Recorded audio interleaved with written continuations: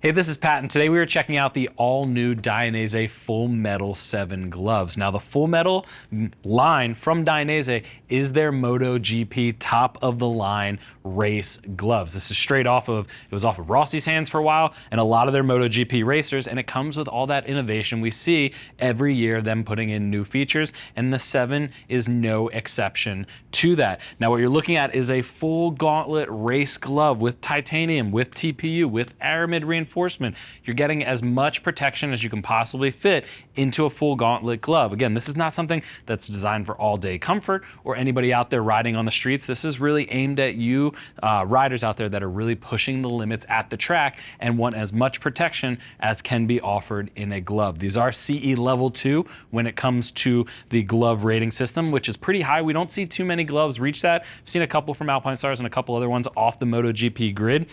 But for Dainese, those are going to be the only ones hitting that upper echelon mark. But let's start talking about the fit before I get into all the features. I measure my hand just about 8.75 inches in circumference, and I'm currently wearing the size large, which would be my size right out of the box. Now, one thing to keep in mind, it's going to be tight right out of the box because it is a full leather main construction, but that leather is going to work itself in and break down. Usually about 10 to 15% is going to break in, and that's going to be really crucial when you get out there. So if you are going out to a track day and you're ordering these, just make sure you give yourself some time to break them in and stretch them just so they can be as malleable as possible when you're on the controls. And you can really see just the overall design. We saw this from the Full Metals a few generations ago, that it has a slight curve to it, and that's really for grabbing onto those clip-ons at the track. Just gets you into the right riding position, so they naturally designed it to have that overall ergonomics, and I really dig these gloves. Again, they're extremely comfortable right out of the box, and they're going to be extremely protective.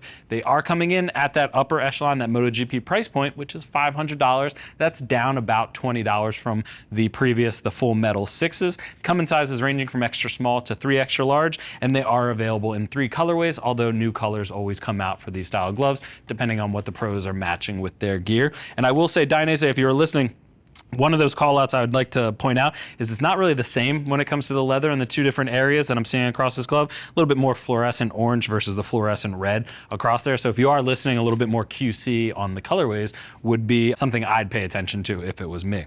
But let's start at the top and start working our way down. You do have a full gauntlet system, so you have a foam-backed reinforced upper Velcro system with a lower retention strap that's covered under a flap up top. That's going to help really keep it up against your arm, keep it in place, and as well as go over your suit as it's tucked in there. So plenty of space inside there, which is really nice. And again, it's a full leather main construction with just a little bit of stretch to save some space at the inner side of the gauntlet.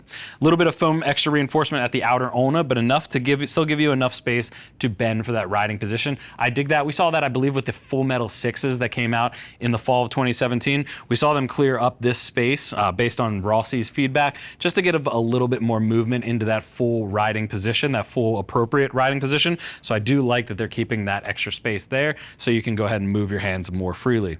Perforated leather at the back of the hand, as well as accordion stretch, and then that moves you into the Full Metal name, where it gets its name from in the back of the hand. You do have titanium reinforcement at the knuckles as well as at the back of the hand, but this year on the Full Metal 7s, they're actually reinforced with a TPU plate. It's like a soft TPU plate on the back with a little bit of accordion. I will say, I love that this is beefy. I love that that's reinforced. The accordion right there doesn't really do much because you have to really force it to go ahead and move, and I don't think that's going to be something your average racer out there or your track day hero is going to experience. That might be something the MotoGP riders are getting, but again, it just does not move as freely as some of the previous ones with accordion leather at the back of the hand would do. But it is still that titanium, still going to be that TPU. It's got foam underneath it to help reinforce. And the one thing I also want to point out is it is full aramid from the back of the knuckles all the way down to the entire fingertips, as well as the entire palm has a full aramid liner inside there. And that is up against your skin. So again, keep in mind, these aren't designed for all-day comfort.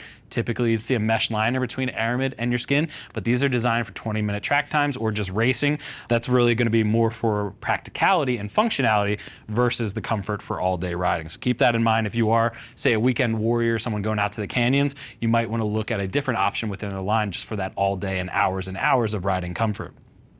Moving down to the back of the fingers, you do get accordion stretch at the main fingers right in the front. And one thing I want to point out is they've gotten rid of some of the carbon fiber little balls at the top of the knuckles on the fingers. They've actually replaced them with these sheets down the back, and I really dig that. I think it helps spread out the impact protection without making it overly bulky or anything like that. It's really slim, but I dig that they're adding that into the 3 main fingers at the top.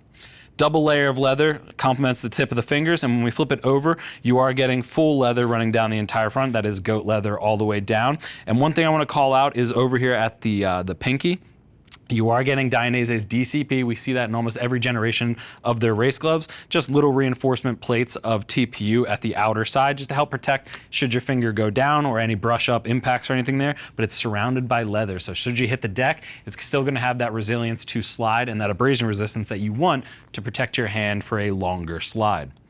No touch tech. Again, this is a race glove. It's not designed for the street, so they've left touch tech out of the equation, but you still get that reinforced grip. We used to jokingly call this the Rossi Tickler back in the day, but this is just a TPR very grippy panel that helps grip onto the controls. Again, if you haven't felt it before, it's probably one of the beefiest and grippiest materials we've ever seen. So I do dig that because, again, if you're racing at the track, you want maximum performance and you want to make sure that you have full control of the bike.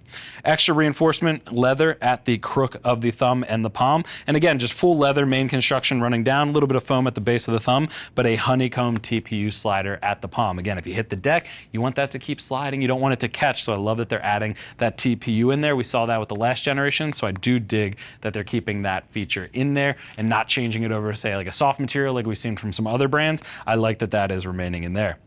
But all in, I mean, really the main update I was gonna say is at the back, at the knuckle. I dig that they're making it a little bit harder material as opposed to just leather, but I wish they would have redesigned the accordion leather at the back. But again, this is right off the MotoGP grid, so there are faster racers than I am knowing what they're talking about and bringing that to the equation. So again, I love that they're using that technology, they're using that feedback from those racers and adding it into something that you as a customer can purchase. But if you have any other questions on the Full Metal 7s, click the info button. That's going to take you over to the product page where you can read other rider reviews and see what other riders are saying about these gloves. And if you still have questions after that, or if you have questions on sizing, give our customer service team a call. They're all riders, happy to help you get set up for your next ride.